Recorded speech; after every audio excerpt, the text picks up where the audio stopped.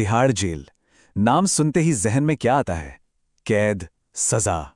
लेकिन क्या हर कहानी सजा पूरी होने पर खत्म हो जाती है? शायद नहीं। आज हम चल रहे हैं तिहाड़ के एक ऐसे ही गहरे राज की तरफ, जहां दीवारों में सिर्फ कैदी नहीं बल्कि कुछ भयानक सच भी दफन है। कहानी शुरू होती है वीरेंद्र से।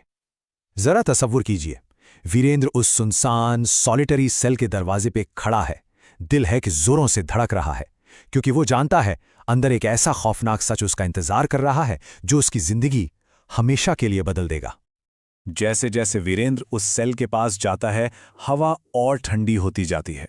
इतनी ठंडी कि उसकी सांसें भी धुंध बन रही हैं।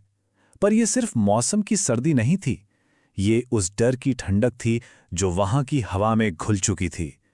और फिर उसने आतंक के उस स्रोत की तरफ अपना आखिरी कदम बढ़ाया। तो यहीं से शुरू होता है पहला हिस्सा, वो पल जब वीरेंद्र का सामना हुआ उस सच से जो सेल नंबर 13 के अंधेरे में कहीं गुम था। अभी वो अंदर गया भी नहीं था कि कुछ अजीब चीजें होने लगीं। दीवारों पर जो खरोंचें थीं वो ऐसी लग रही थीं मानो अभी अभी किसी ने बनाई हों, या शायद हिल रही हों। जमीन पर खून के ताजा निशान थे। और फिर अचानक से सेल का दरवाजा एक अजीब आवाज के साथ अपने आप खुल गया, जैसे कोई अंदर से उसे बुला रहा हो। और दरवाजा खुलते ही उस घने अंधेरे से एक परछाई उभरने लगी। धीरे धीरे ये एक औरत थी, फातिमा। लेकिन ये वो फातिमा नहीं थी जिसे लोग जानते थे।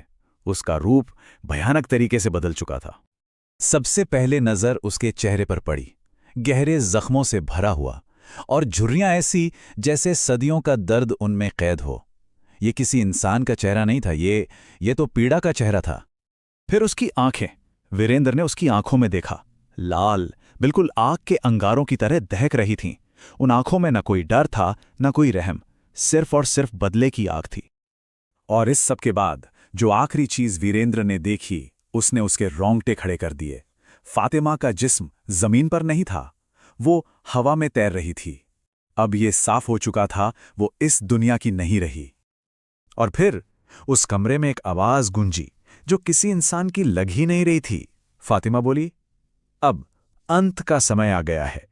जिन्होंने मुझे मारा उन सबको सजा मिलेगी।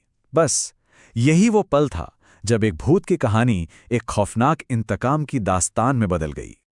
तो फातिमा का इरादा बिल्कुल साफ था, बदला। चलिए देखते हैं कि उसकी इस वापसी के बाद क्या क्या भयानक परिणाम सामने आए। फातिमा की परछाई धीरे धीरे पूरे बैरक में फैलने लगी, और जहां जहां वो साया पहुंचता वहां सिर्फ चीखों की आवाजें आती। जेल के भ्रष्ट अफसरों का सामना अब किसी कानून से नहीं बल्कि एक अतृप्त आत्मा के गुस्से से हो रहा था। और इंसाफ बेहद तेजी से हुआ। दीपक और महेश, जो इस साजिश के मुख्य आरोपी थे, वो पहले ही अजीब हालात में मरे पाए गए थे। शेखावत का तो कुछ पता ही नहीं चला, जैसे हवा में गायब हो गया हो।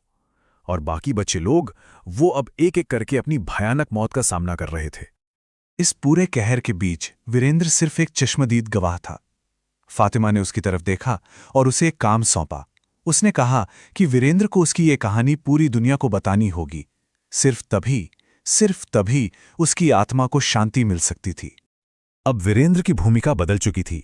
वो सिर्फ एक कैदी नहीं बल्कि एक गवाह था। एक ऐसा गवाह जिसकी जिम्मेदारी थी उस पूरी साजिश को बेनकाब करना जिसके कारण फातिमा की मौत हुई थी। वीरेंद्र ने ठान लिया था कि वो ये 3 जरूरी चीजें दुनिया के सामने लाकर रहेगा। फातिमा की मौत का असली ऑफिशियल रिकॉर्ड, जेल के वार्डन और अफसरों की वो घिनौनी साजिश, और सबसे जरूरी सेल नंबर 13 की वो असली कहानी जिसे हमेशा के लिए दफनाने की कोशिश की गई थी।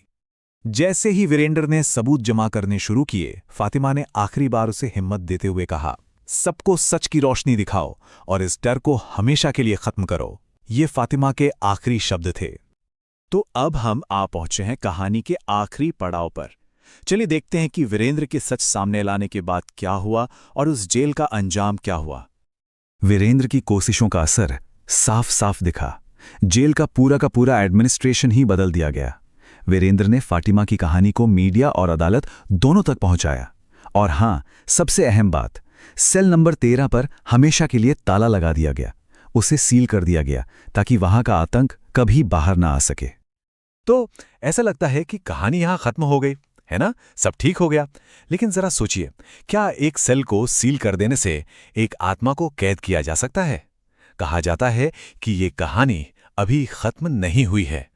कुछ लोग तो ये भी कहते हैं कि आज भी कभी-कभी ठीक रात के 12 बजे उस बंद सेल की खिड़की से एक सफेद परछाई दिखाई देती है और एक हल्की सी हंसी के साथ एक सड़सड़ाहट सुनाई देती है। लेकिन कोई और अभी भी डर के साए में है। और ये बात हमें एक बहुत बड़े सवाल पर लाकर छोड़ देती है। अगर फातिमा का बदला पूरा हो गया, सच दुनिया के सामने आ गया, तो फिर वो आखिरी सरसराहट किसकी थी? क्या सिर्फ सच का सामने आ जाना ही काफ़ी होता है, या कुछ आत्माओं का मकसद कभी खत्म नहीं होता?